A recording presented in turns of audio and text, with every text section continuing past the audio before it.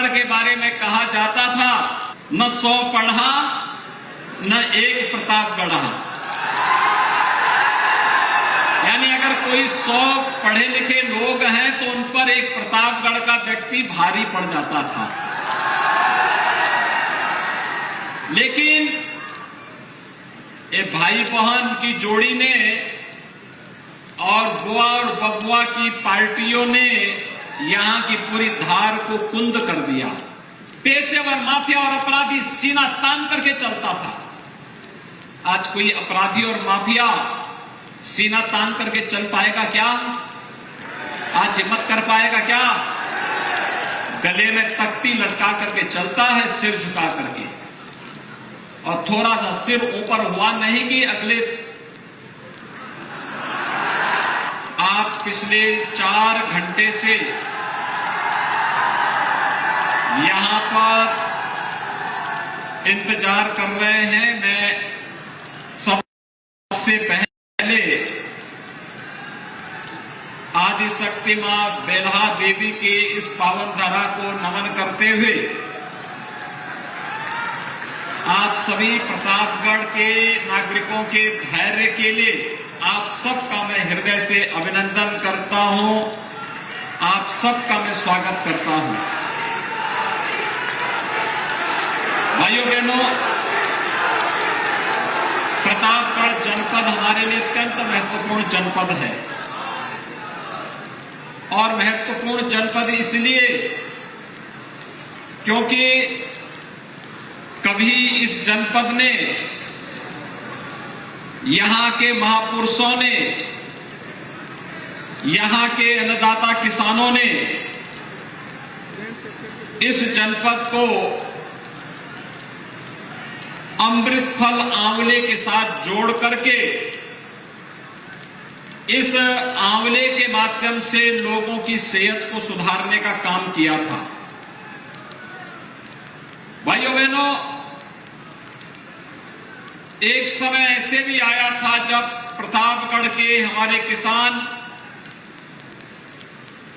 आंवले से मुंह मोड़ करके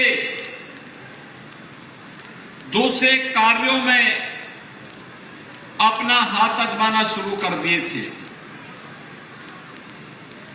यहां पर कभी यहां की पहचान ऑटो ट्रैक्टर लिमिटेड एपीएल की बंदी के बाद प्रतापगढ़ ऐसा लगा कि जैसे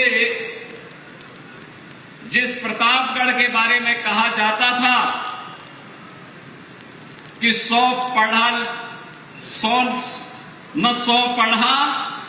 न एक प्रतापगढ़। यानी अगर कोई 100 पढ़े लिखे लोग हैं तो उन पर एक प्रतापगढ़ का व्यक्ति भारी पड़ जाता था।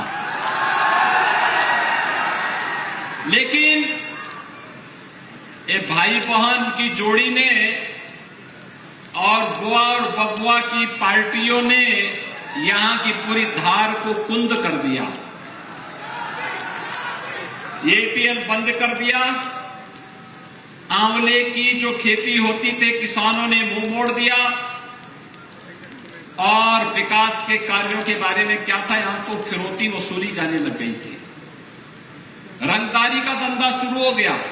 व्यापारी परेशान, बेटियां स्कूल नहीं जा पाती थी। नौजवानों को जिनके हाथों में स्कूल हो, जिनके पास जाने के लिए स्कूल होना चाहिए था, उनके हाथों में तमंचे पकड़ाए जाने लग गए। एक कांग्रेस सपा बसपा ने ऐसे ही पूरे प्रदेश को बर्बादी के लिए कोई पोर कसर नहीं छोड़ा। आज भाइयों बहनों, एपीएल के स्थान पर इंडस्ट्रियल पार्क बनाने की कार्रवाई प्रदेश की डबल इंजन की सरकार कर रही है। राम वनगमन पथ यहीं से होकर के अयोध्या से प्रतापगढ़ होते हुए ही चित्रकूट के लिए जा रहा है। इसको 4 लेन के रूप में बनाने की कार्रवाई डबल इंजन की भाजपा की सरकार कर रही है। गंगा एक्सप्रेसवे मेरठ से प्रतापगढ़ से होते हुए प्रयागराज तक पहुंच रही है। हमारा प्रयास है कि 2025 के प्रयागराज कुंभ के पूर्व हम इसको पूरा करवा करके आवागमन को आसान कर लें, प्रयागराज आने और जाने वाले श्रद्धालुओं के लिए और नागरिकों के लिए आसान कर लें। यहां के बाईपास के विस्तार को स्वीकृति दे दी गई और कोई सोचता था कि प्रतापगढ़ में भी मेडिकल कॉलेज होगा। अब तो प्रतापगढ़ का अपना मेडिकल कॉलेज भी हो गया है। नगर हो या गांव, इन सब की सेहत को सुधारने का काम हो रहा है, जनता की बुनियादी सुविधाओं को आगे बढ़ाने का काम हो रहा है। सपा बसपा और कांग्रेस ने युवाओं के हाथों में तमंचे पे पहुंचाए थे। हमने कहा तमंचा से नहीं, आज का युवा के हाथ में टैबलेट होना चाहिए। टैबलेट, वह उसके टैलेंट को तकनीक के साथ जोड़ करके, टेक्नोलॉजी के साथ जोड़ करके, ट्रेनिंग के साथ जोड़ करके हम अपने युवा को स्मार्ट बनाएंगे। पिछली सरकारों के समय शहर कूड़े के ढेर होते थे।